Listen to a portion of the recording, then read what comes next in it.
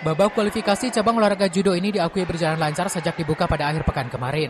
Sebanyak 275 judoka yang datang dari 18 kota dan kabupaten di Jawa Barat berebut tiket untuk tampil di ajang Porprov Jawa Barat 2026 mendatang.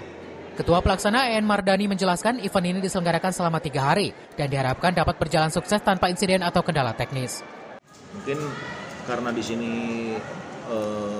venue baru yang mungkin kendalanya hanya akses jalan aja, karena kan terbentur yang di Cipaku ya, itu macet kan situ aja sih kendalanya. Untuk yang lain venue kita alhamdulillah bagus dan berjalan lancar untuk hari ini.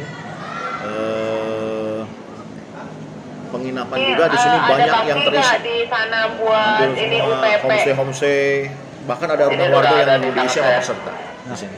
Untuk jumlah atlet sendiri yang ikut saat ini berapa, Om? Kurang lebih totalnya 260-an. Dari Kota Bogor, Cevi Suryadi melaporkan.